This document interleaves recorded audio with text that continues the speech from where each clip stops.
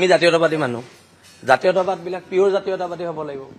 মাওবাদী মানুহে জাতীয়তাবাদ কৰিলে নহ'ব হয়নে নহয় কথাবিলাক স্পষ্ট আজি ৰাজনৈতিকভাৱে বিধ্বস্ত হৈ গৈছে কোন বদৰুদ্দিন আজমল সেই বদৰুদ্দিন আজমল বিধ্বস্ত হ'ল উজনিত আকৌ এজন নতুন আজমল ওলাইছে ছদ্মবেশী এজন আজমল ওলাইছে হ্যাঁ এইটো আপোনালোকে গম পায় এইটো অসমৰ জনগণে গম পায় এতিয়া আকৌ মানহানি কেছ দিব মোক কেছ খেলিব পইচা নাই মই সেইকাৰণে নামটো নলওঁ কিন্তু এতিয়া উজনি অসম বাংলাদেশ কৰিবলৈ মই নিদিওঁ বিলাসী থানা অসমে নিদিয়ে এইটো স্পষ্ট কথা আৰু উজনি অসমত জাতীয়তাবাদৰ ধ্বজা উৰিব আৰু আমি আছো ফেচবুকৰ জৰিয়তে জনাইছো সামাজিক মাধ্যমৰ জৰিয়তে জনাইছো কাৰ লগত আছো কাৰ লগত নাই ৰাজনীতি হয় ব্যৱসায় হয় কিবা হওক মানুহৰ সততাটো থাকিব লাগিব এটা ক'বলৈ একো নাই আৰু জিকাইছিলো জিকাৰ পিছত ঠগিলে কথাটো ইমানেই আৰু তাত আমাৰ ক'বলৈ নাই আমি অখিল গগৈ আচল ঠিকা বিচাৰি যোৱা নাই আৰু ভৱিষ্যতলৈও নাযাওঁ আমাৰ আত্মসন্মান আছে আত্মসন্মানৰ জৰিয়তে থাকিম শুভেচ্ছা চবলে আছে এতিয়া যেহেতু বিলাসী থানাৰ সত্তাটোক অপমান কৰিছে মই বিলাসী থানা এজন সাধাৰণ সৈনিক কিন্তু মই দায়বদ্ধ অখিল গগৈৰ ওচৰত নহয় মই বিলাসী থানা সৈনিকৰ ওচৰত দায়বদ্ধ আপাৰ আছামত উজনি অসমৰ মানুহে চাই আছে কোনে কোন জেগাত গৈ যদি নিজৰ মানুহখিনিৰ মাজত মানুহৰ গ্ৰহণযোগ্যতা নাথাকে যদি বাংলাদেশী মূলৰ মানুহখিনিৰ মাজত গৈ ৰাতি 12টা বজাত জয় অসম চিঞৰি থাকে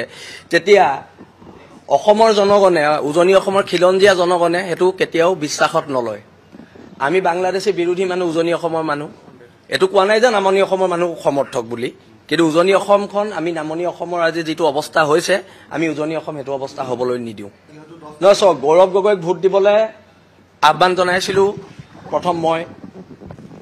জাতীয় সংগঠনৰ হিচাপে কিন্তু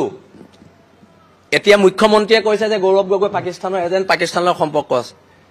এটো দেশৰ ৰাষ্ট্ৰীয় নিৰাপত্তাৰ লগত জড়িত বিষয় গৌৰৱ গগৈয়ে এখন সংবাদমেল দিয়ক আৰু কৈ দিয়ক তেওঁ পাকিস্তানলৈ যোৱা নাই বুলি মোৰ বিশ্বাস তেওঁ নাই যোৱা যদি নাই যোৱা তে কৈ দিলে হয় মই পাকিস্তানলৈ নাই যোৱা কাহিনী শেষ তাত সব এজন বিধায়কে যেতিয়া এটাও জিলা পৰিষদ জিকাব নোৱাৰে মানে গণভিত্তি কমিছে আগতকে এতিয়াও সময় আছে গণভিত্তি ঠিক কৰি লোৱাৰ কিন্তু এটা কথা স্পষ্ট শিৱসাগৰ মানুহ জাতীয়তাবাদী মানুহ কিন্তু বাংলাদেশী পক্ষত যদি কোনোবা থাকে আৰু বাংলাদেশী মূলৰ মানুহকেইটা জয় অসম ধ্বনি দিলে সিহঁতে জাতীয়তাবাদী হৈ যাব নেকি আমাৰ প্ৰশ্ন তাত আছে আজি বদৰুদ্দিন আজমলে যদি কয় শিলাদিত্যই যদি কয় জয় অসম কি তেওঁলোক খিলঞ্জীয়া হৈ যাব নেকি এই কথাবিলাকত মানুহক আভুৰা বহাব নোৱাৰে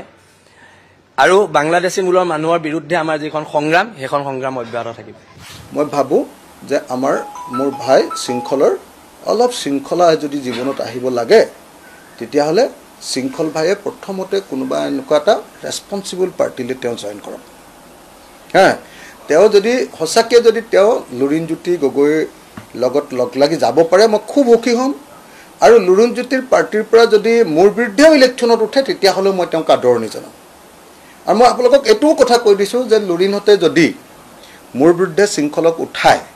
তেতিয়াহলে শৃংখলক মোৰ পিনৰ পৰা 2 লাখ টকা মই তেওঁক ইলেকশ্যন খেলিবৰ কাৰণে সহায় কৰিম কাৰণ মই শৃংখল ভাই ভাল হোৱাটো বিচাৰো মোৰ ভাই এটাই যদি হসাকে এনেকুৱা ধৰণৰ এটা স্থিৰ সিদ্ধান্ত ল'ব পাৰে